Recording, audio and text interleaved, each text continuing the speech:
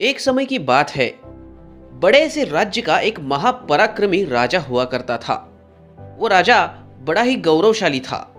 उसकी कीर्ति देश और विदेशों में विख्यात थी। उसका राज्य बड़ा ही सौंदर्यशाली, समृद्धशाली और अद्भुत था।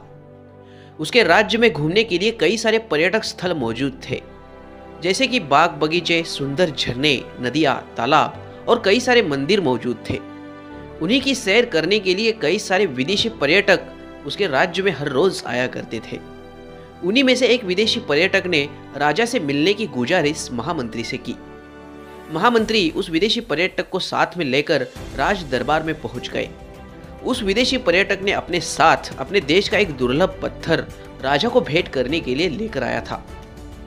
राजा को वो पत्थर देकर वो विदेशी पर्यटक कहने लगा, राजन, हमारी तरफ से ये भेंट आप स्वीकार करें। राजा ने वो पत्थर लेकर उस पत्थर की खासियत विदेशी पर्यटक से पूछी।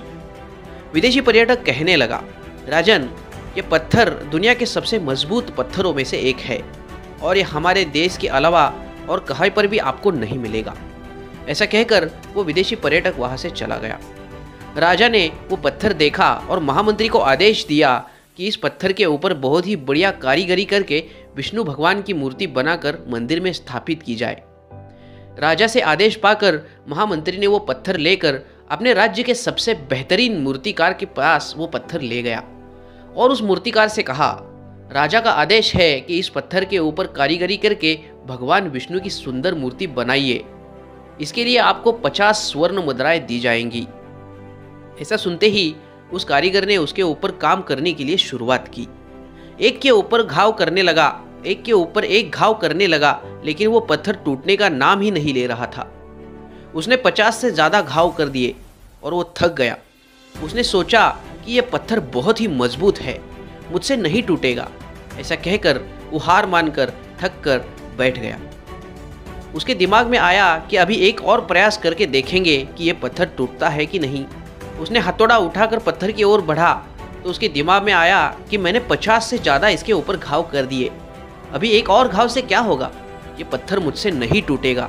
ऐसा कहकर वो पत्थर लेकर महामंत्री के पास वापस चला गया और महामंत्री से कहने लगा, मंत्री जी, ये पत्थर बहुत ही मजबूत है, इसके ऊपर मूर्ति बनाना नामुमकिन है, ये पत्थर टूटता ही नहीं। महामंत्री ने उससे वो पत्थर वापस लिया और अपने राज्य के दूसरे मूर्तिकार के पास वो पत्थर ले गया और उस मूर्तिकार से कहने लगा, राजा का आदेश है कि अगर तुम 7 से 8 दिनों के अंदर इस पत्थर के ऊपर कारीगरी करके भगवान विष्णु की सुंदर मूर्ति बना देते हो तो राजा तुम्हें 50 स्वर्ण मुद्राओं का इनाम देंगे। ऐसा सुनते ही वो मूर्तिकार मूर्ति बनाने के लिए तैयार हुआ। जैसे ही उसने मूर्ति बनाने के लिए पत्थर के ऊपर पहला घाव किया तो पहले ही घाव में वो पत्थर फूट गया और उसने उस पत्थर के ऊपर कारीगरी करके भगवान विष्णु की सुंदर मूर्ति बनाकर राजा को सौंप दी और 50 स्वर्ण मुद्राओं का इनाम वो जीत गया।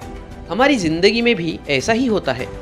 हम किसी काम को करते हैं, उस काम को करने का प्रयास बार बार करते हैं, कोशिश करते हैं, लेकिन वो काम हमसे नहीं हो पाता तो हम ये कहकर छोड़ देते हैं कि मुझसे नहीं हो पाएगा। हम कोशिश करना ही छोड़ देते हैं और वही काम अगर दूसरा बंदा बड़े ही कामयाब तरीके से कर रहा हो तो उसकी तरफ देखकर हम दूसरों को कहते हैं कि देखो, ये जो काम कर रहा है वो काम मैं भी कर सकता था, अब नहीं कर पा रहा हूँ। ऐसा इसीलिए हुआ क्योंकि उसने बार बार कोशिश करता रहा। वो तब तक कोशिश करता रहा कि जब तक उसे कामयाबी ना मिले और तुमने तब तक कोशिश की कि जब तक तुम्हें आसान लगता था।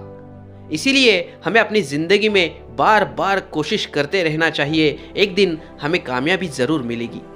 ऐसा नहीं होता कि आपने जो कोशिश की है वो ज़ाया जाएगी। ऐसा बिल्कुल भी नहीं होता कि आपने 50 घाव किए हैं और आपका 51वां घाव भी व्यर्थ जाएगा।